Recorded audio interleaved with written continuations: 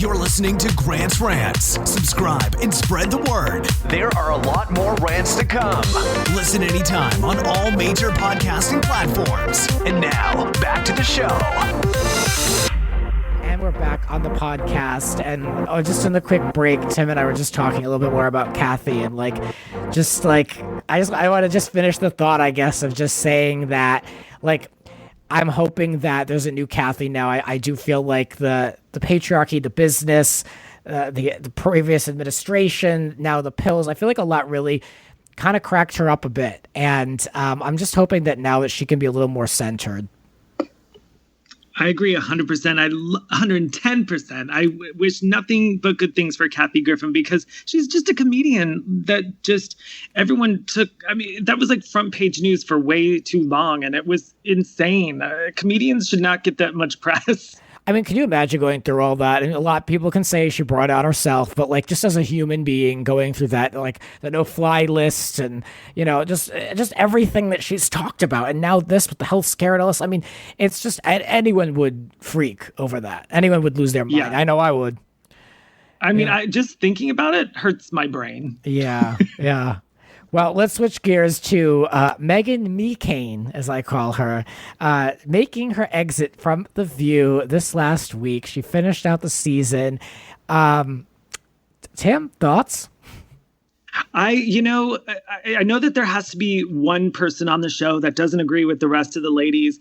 I wouldn't want to be in her shoes. And, I guess she did a good job. I can't say I'm a cheerleader for her, because I find her... what she has to be a cheerleader for is tough, because it's a bunch of crazy. Yeah, I mean, she said many times she's like the only conservative voice in mainstream media, or at least only conservative female voice. And I mean, I've said on this podcast for months, she cannot be happy there. What she has to do daily over there and how she's acted out just shows that she was miserable. She was never a team player. I found her at many times to be more unprofessional than not. But, I will say she did attempt to challenge the women, and, she did have to make arguments and pull arguments from, Fox News, which, is not really considered news to many people, but she had to present that other side. I think Fox News is the best journalism. Just kidding. Oh, yeah. I was going to say, okay. Yeah. All right. Yeah. I mean, she did present a different view, where I will say 9 out of 10 times the other women had the exact same talking points of each other, they backed each other up. So she was the only other voice. Many a times that was well, conservative people in the middle of the country would say this. So at least there was something different, whether you agreed with it or not. I mean, you've got the other 4 women just nodding as each other is speaking, reading their cards. I mean, it's a little much of talk about preaching to the choir. I mean, at least she could say something a little different, on a different note. What do you think they'll bring back? Candace, Kim, and Beret? Oh, no, she did nothing for that show. I hope not. Now, there is this... go ahead. It's in the same vein. I mean, I know that's their job. Those women were very similar, but Megan McCain just seemed to come across a little more like a spoiled little brat. Whereas, that's my 2 cents. Yeah, definitely. And that's what I'm saying. I even wrote it here. I was like, her presentation was off. Her delivery was not good. She could have handled it much better and made her points and been more respected, honestly, if she didn't have to literally roll her neck at Whoopi Goldberg. It's a little much. We're just... do you want to take time talk show here? But that's the true view. That is, don't get me started. That is the fabric of that show. It started at the top with Barbara. That is a cutthroat show. They are urged and pushed, but only so far you can go. They want you to argue, they want you to be aggressive, but you can't overdo it. You have to toe the line. You have to keep those corporate talking points going. It just was not a fit for her. And I mean, maybe it was because she got a lot of press and she brought a lot of press and engagement to the show. I mean, The View is trending at least once a week, I will say. Yeah. I mean, that matters to somebody.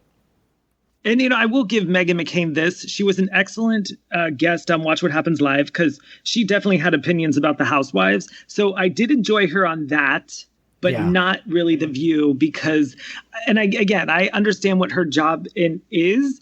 I would not want to be in her shoes, but I also think she, if the other women were making sense, get on the making sense train and not, I don't know. Sometimes I know her job was just to argue. Mm-hmm.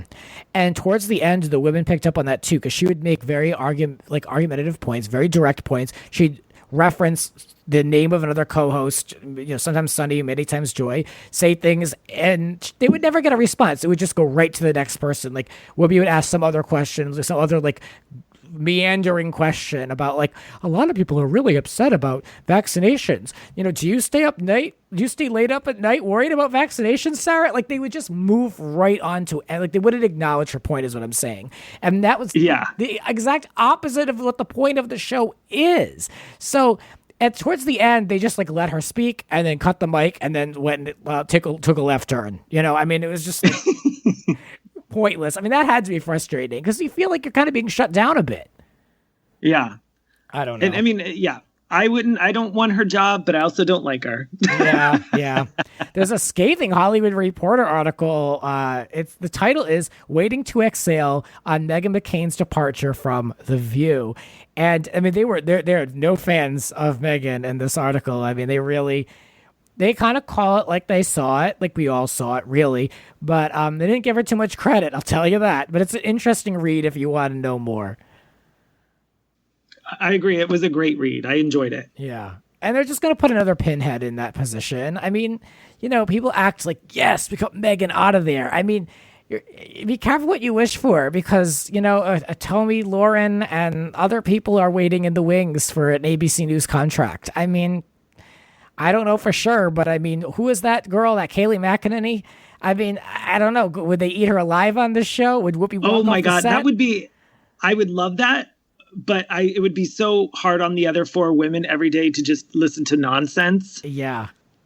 That's also that's a tough position, casting wise. Are we moving past the Trump era or are we still going to give them a megaphone and give them a place to speak on The View? And then are the other women just going to walk off the set? Or are we going to go with another Megan McCain light? Like you said, Candace Cameron. I don't know. I don't know where they go from here. If they get McElhaney, I'm completely butchering that name. Yeah. I think there could be some kind of look, we are showing you crazy every day. So I don't know. Maybe it'd be a good thing. They'll definitely continue to trend. Yeah, if that's the goal is social media engagement at this point, I guess then just go full in.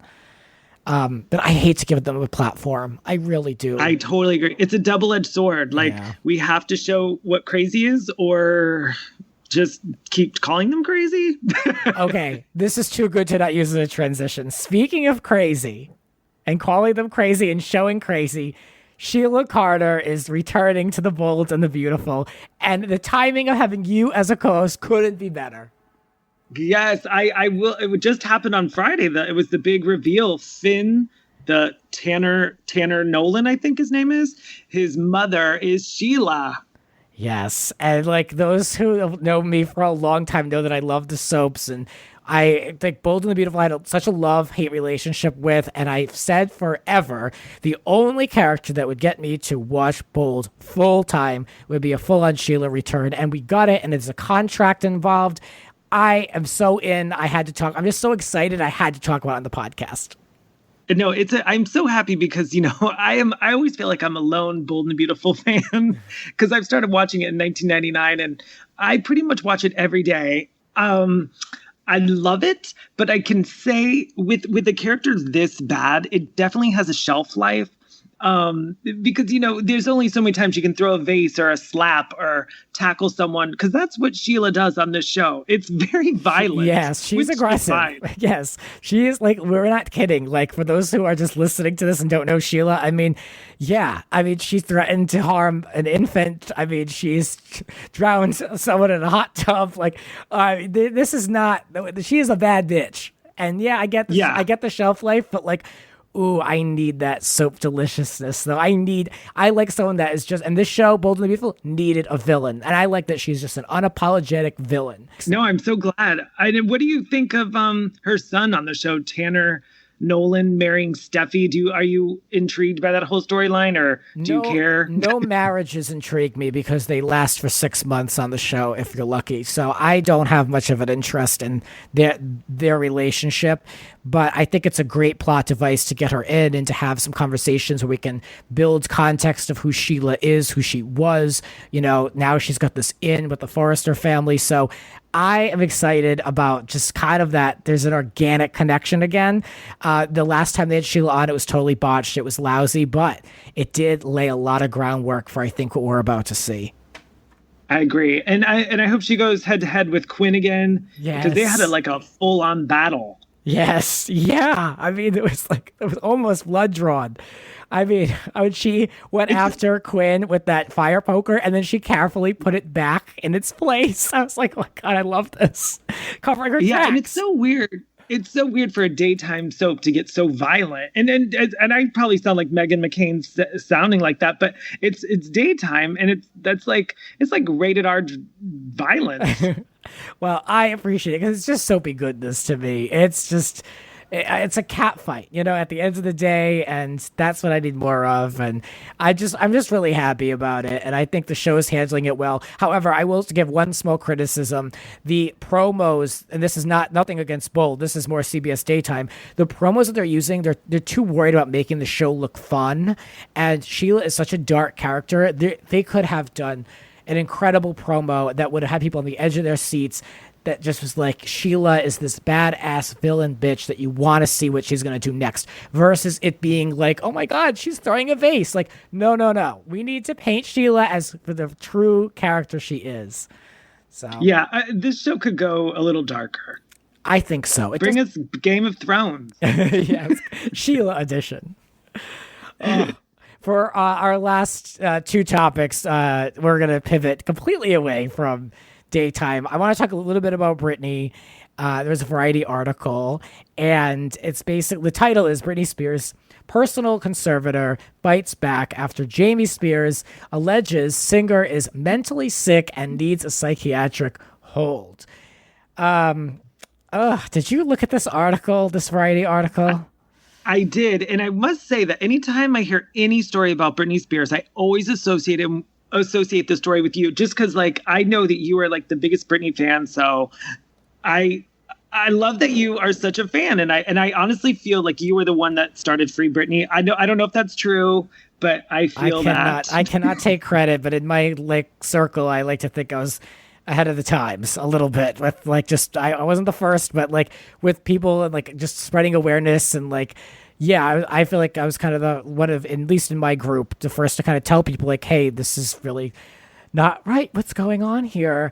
But, things are bad because for Team Con, as they call them, the conservatorship, the pro-conservatorship people, we're talking about Jamie, we're talking about the family, Team Con is in trouble. They're all turning on each other. Now Jamie has turned on the temporary conservator, Jody. There's a lot of J's in this world. He's basically been dragging her and blaming her for everything that Britney has complained about so far. Yet he has been the longtime conservator and her father. He will not give up control. So now Jamie is saying that Jody, the temporary conservator, told him, Jamie, recently that Britney is mentally sick and that she wanted to place Britney under a 5150 hold. Now, a 5150 hold to me is the equivalent of a buzzword to get in a headline article, just to continue to paint Britney as this crazy person. But public opinion has Jamie guilty and Britney is highly favored. So is this grasping at straws? Well, anytime you use the word 5150 as a retired security guard, that was huge. If you say that, then you're coming through the movie studio with a car and shooting everyone. So I think 5150 is really harsh. Yeah, I think that's something that they were able to maneuver and manipulate and engineer not once but twice to get in this conservatorship. And I think it's we might have to pull that card again because they're quickly losing ground. I mean, I don't believe though that I'm in my heart of hearts, I believe that Jody is now finally, because attention is on her, but I believe she is trying to be an advocate for Britney at this point. So I don't believe that she wanted Britney to be in a 51-50. I just want to read her rebuttal. This is a quote, at least it's a statement, whether it's from her or a team, and then we'll react. She says, at no time did well, I guess this is not from her, but here we go. At no time did Miss Montgomery express to Mr. Spears that Miss Spears, Britney, would currently qualify for such a hold. The concern that Miss Montgomery did raise to Mr. Spears during their telephone call is that forcing Miss Spears, Britney, to take the stand to testify or to have her evaluated would move the needle in the wrong direction for her mental health. This is in line with what Britney has said. She does not want to be evaluated again. So that was, twisted and taken out of context, allegedly, apparently. But I mean, Jamie is just, in my opinion, scraping the bottom, and he's losing big time. He's losing ground by the day. Yeah, I was always curious what your thoughts were on her. So I guess you just told me. Yeah, I view her very low and very poorly. I mean, she's completely complicit in my point of view. But now, because the whole world is watching, and she's the one really kind of left holding the bag as the temporary conservator day to day. I mean, yeah, she now has to defend herself, because they're going to come, they've turned on her. So they're all eating each other alive, which is kind of what you want at this point. Let them eat each other alive while her new attorney does all the work. And he's the one who I think he's got his work cut out for him. I think this is going to go on for a very long time because there needs to be a full investigation. I think there's going to be steps in this whole process, but let them eat each other alive. I couldn't care less what happens to Team Khan. Yeah. And the whole situation is so sad. It is. It's worse than we thought, honestly. Yeah, no, after I saw that documentary, I looked at the whole situation so differently, obviously. It's mental illness a little bit. I think all of it, right? Oh, on whose part? Because I think Jamie needs to be put away personally. Are you saying Britney? Yeah. Who wouldn't go through what she's gone through with being forced to go into facilities and these engineered 51-50s, having their kids taken away from them, losing their rights, being forced to work, having, to be sterilized by their own father. Who wouldn't crack under that? Of course there's something up. Is that enough to qualify for this crazy conservatorship? Absolutely not, in my point of view. Yeah, I think she just needs a really good break. Well, yeah, they're trying. They had a hearing set for December. They pushed it up to September 29th. And now her team is trying, which is a good thing. Her legal team, her hired lawyer, is trying to get this moved up for August 23rd, saying that this is really to her benefit. We have to move on this. So I'm very impressed with the lawyer. I'm optimistic, but I think she's got to peel back on the Instagram a bit. Oh my gosh, that was an interesting thing that you just said about the Instagram. What you're putting out there, isn't there a whole podcast on people overanalyzing her Instagram? There was, yeah. That's what really kicked off the movement, yeah. Yeah, I find that very interesting that you can make a whole podcast. I guess a podcast can be about anything, but that was very interesting to me, dissecting every aspect of someone's life through a picture. Yeah, they really went deep, and there's Britney's Instagram is perhaps the biggest living mystery on the planet. Britney herself is quite a mystery herself, and just she's very elusive. Yet one moment she's sitting there in a Target bikini on the beach talking to her fans, and then the post disappears, and it's well, what happened to that? Or I know a couple got removed. I think that she really should lay low right now. I think less is more. We don't need to have her answer questions about Lay's potato chips and all these crazy things, which I find playful. She's getting her voice back. She just got an iPad. She's literally learning how to live her life at 39 years old, and she's gaining more freedoms. So if everyone's going to trip up, everybody would, and I do daily. So, in her defense, just let her live. But now you've got people like Brian from the Backstreet Boys saying, she really needs to be careful, that she's being looked at with a microscope. She is. I think maybe she should be extra careful, but the posts that go up and then are deleted are just really questionable. Don't do right. that. It looks bad. there is a mystery when a post is deleted. It makes Very it much so much more intriguing. As a voyeur, I find that very interesting when someone deletes something and then it's back or goes away and comes back. You know, it makes everything so much more like mysterious. Yeah, like did you see those topless posts that were like on, off, on, off? Yeah. Odd.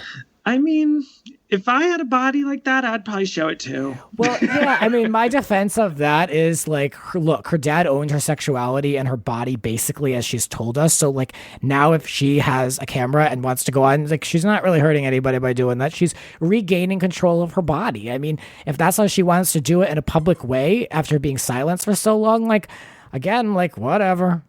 Yeah, no, and we were all born naked, so who cares? Well, Aaron Carter would agree with you heading into our last topic. Oh my God, I love this topic. Aaron Carter, perhaps best known now for his OnlyFans, is going to be singing in a nude Vegas show called Naked Boys Singing! !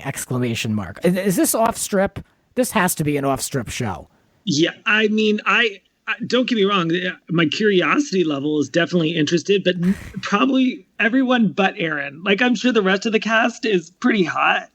I'm guessing I went to his Instagram. I felt sad. Oh, yeah. Yeah, it's a sad situation. I mean, you know, someone else who was just owned as a child by like these conglomerates and like, it's not a good look. I mean, he's really gone down. I guess, like, at this point, I guess we're lucky he's alive. It kind of seems like one of those situations. Yes. Drugs were involved. Yeah, I'm looking up this Vegas show now, but I'm not seeing a venue. But I mean, I can't imagine that they're like opening this up to like, you know, the Venetian presents naked Aaron Carter and his tattoos. You're being very generous with that hotel. Is this more like, if it were to be on the strip, is this more like a circus situation?